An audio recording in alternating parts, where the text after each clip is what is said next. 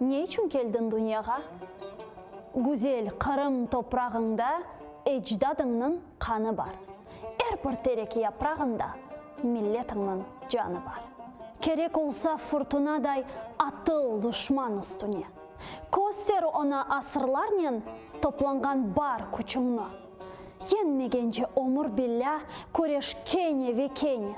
Ал деделер ала алмаған интиқам бе очыңны. Сен миллетсің, бір вақытлар Москвада ат ойнатқан. Ажиз қалған гетмунларға ярдым қолы ұзатқан. Бүгін не үшін андамында қорқып пысып жүресің. Өз юртында сұчлы кебі бойнын қысып жүресің.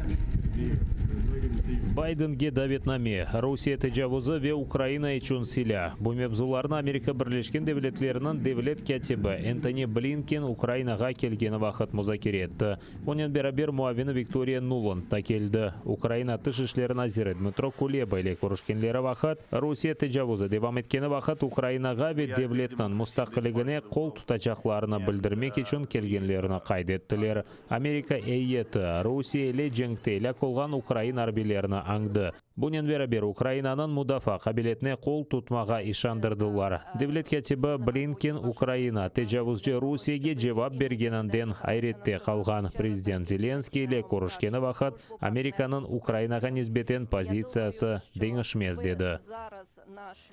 Пане президенте, ми з вами. Ми підтримуємо вас, і наші партнери і союзники також вас підтримують. Ми разом закликаємо Росію припинити агресивні дії щодо України. Ми разом з усіма партнерами працюємо над підсиленням обороноздатності України. І хоча деякі російські сили таки були відведені від кордону, але частина їх досі там залишається. Ми стежимо за їх пересуванням дуже ретельно.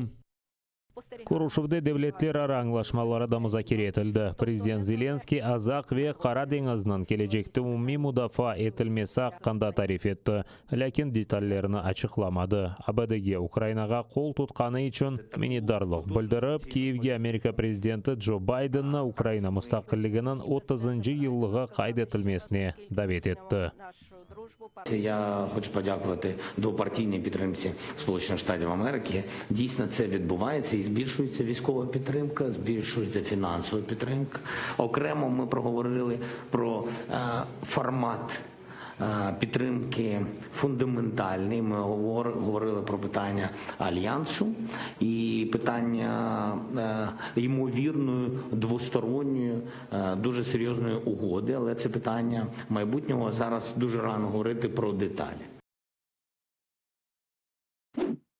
Америка Бірлескен Девлетлері Русия тарафындан Қырым işgali тоқтатылмасы үшін ғайрет япажақтыр. Бұны АБД-нің Бірлескен Миллетлердегі темсілжісі Трина Саха Русия тешебусы или топланған қапсызлық шурасының топлашуында айтты. Русия темсілжілері өз фейклері или Украинаның итибарыны түшірмек үшін әрекетлер япты. Украинада 7 ел евел солып кечкен итибар инқилабыны девлет деврымы деп адландырдылар. Одессада майыста олған вақияларны экстремист ве миллет тарафындан рус тілінде лаф еткенлеріні қорқызмақ үшін эсалет қан токілігі деп адландырдылар. Қабатлаулары қандырыжы көрінмесі үшін руслар окунлері олып кечкен вақиялардан шаатларını да желп еткен. Фақат Русияның интылулары бошын алды. Топлашов Украинаның иждешлері олған АБД, Бүйік Британия, Бельчика, Алмания ве дегер мемлекет темсілжілерінің умуми биянатының екіленді.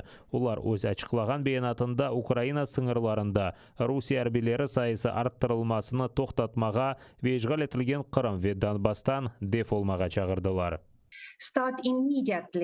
Ми засуджуємо наративи російської пропаганди, яка продовжує експлуатувати трагедію в Одесі для розпалювання ненависті і розбрату. Росія спеціально відволікає увагу світової спільноти від російської агресії проти України, яка триває з 2014 року. Furthermore,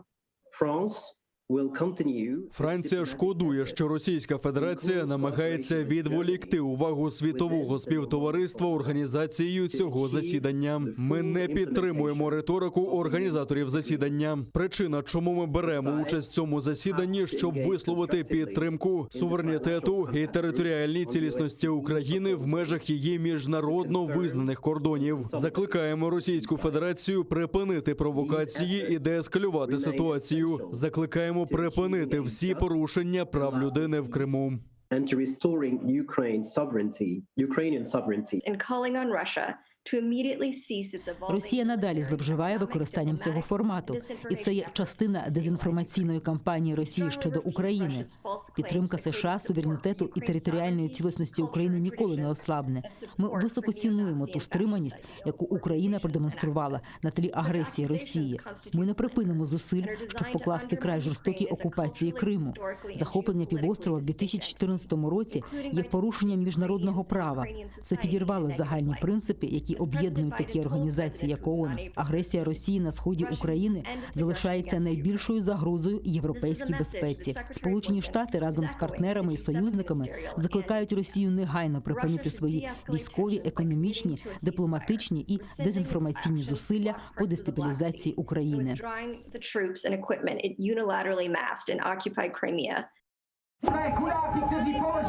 Террористик Русия Федерациясынан делегатларына селямлаймыз. Бөле Прагада Путиннан тараптары олған ночной волки мотоклубынан ерлі мұхлислеріне қаршыладылар.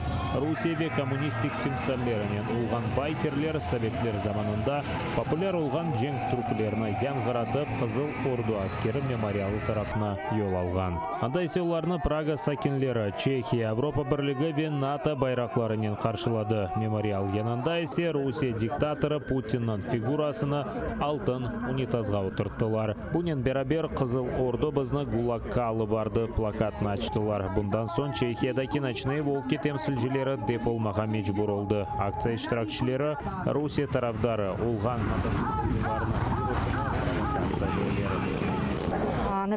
Ми не бажаємо, щоб сюди приїздили люди, які пропагують режим Путіна. Ми живемо в ЄС. Ніхто не проти, щоб вони приходили вшанувати пам'ять загиблих. Проте їх режим нас постійно окуповує. Тому ми прийшли, щоб ясно дати зрозуміти. Нам це не подобається.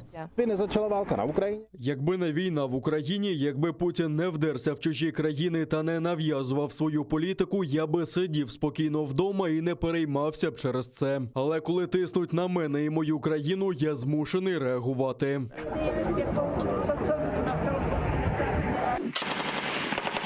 Екі Украина арбии Донецк вилетінде Пескеве Гнутова жеварында яраланды. Ишгалжелер гранатаве құршын аты желе атеш ачқан яраланған арбилерге әжеле ярдам беріп хастаханеге алып кеткенлер. Оларның аллары қанатлендіріжі. Бұне берабер душман күчлері Водяной, Майорская ве Пивденне жеварында олған Украина арбилері позицияларыны артиллерия ile уджум еткен. 120 ве 152 калибрлы майынлар атылған. Украина арбилері қаршы атеш açıp душман ұжымына тоқтатқан. Станом на 7 годину ранку 6 травня зафіксовано одне порушення режиму припинення вогню. Біля населеного пункту Новгородське ворог відкривав вогонь з мінометів 82-го калібру. На обстріли противника наші захисники відкривали вогонь у відповідь. Українські військовослужбовці надалі контролюють ситуацію в районі проведення операції Об'єднаних сил та дотримуються режиму припинення вогню.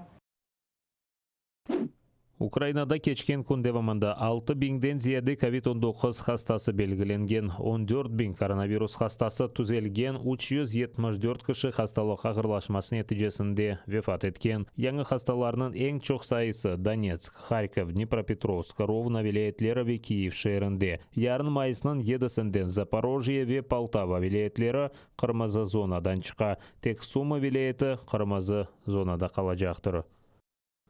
Ишғал етілген Қырымда яңа 121 коронавирус хастасы таздықланған. Бұл ишғалжелерінің ресми статистикасыдыр. 7 кіші хасталық ағырлашмасы нәтижесінде вефат еткен.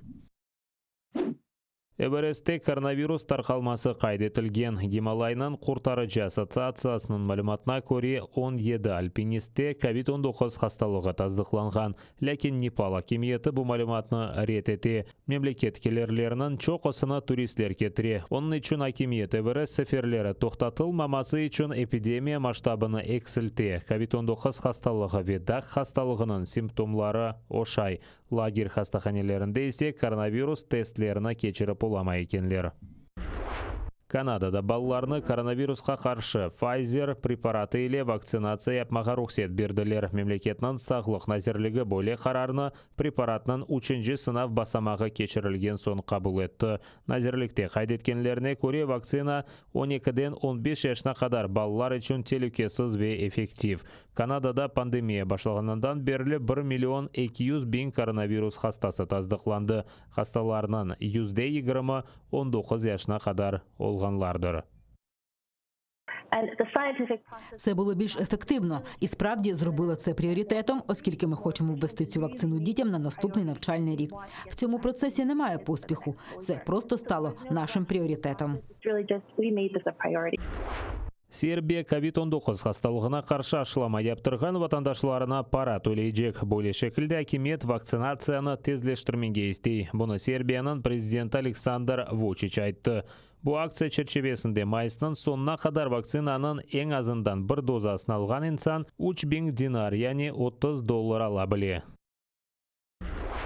Камбоджа пайтақты Пномпени шерінде локдаун ләғу етілді. Умми сыңғырланулар еріне акимет хасталық тарқалған районларыны изоляция япыжақ. Бүгінден башлап сары зонада олғанлар ич бір сыңырсыз мемлекет бойы сияхат ете біле. Геже комендант вақты ләғу етілмеді. Ондан зияде инсанға бір ерде топлашмаға ясағда қалды. Мектеп, бар, ресторан, спорт стадионлары аляда қапалы қалмақты.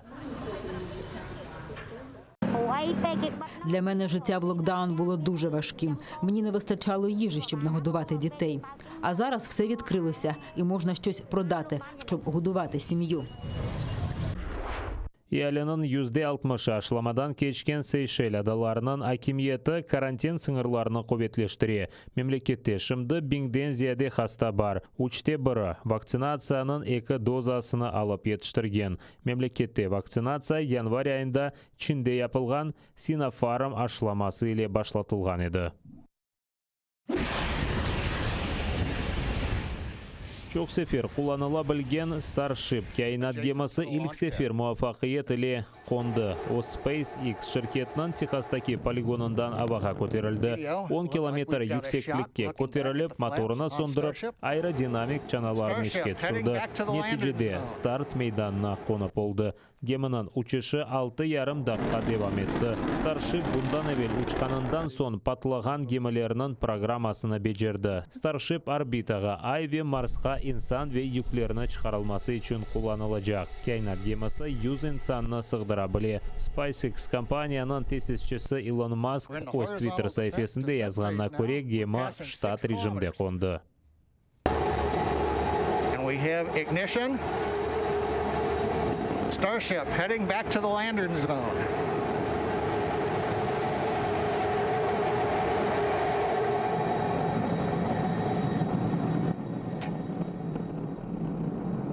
And Starbase Flight Control has confirmed, as you can see on the live video, we are down. The Starship has landed.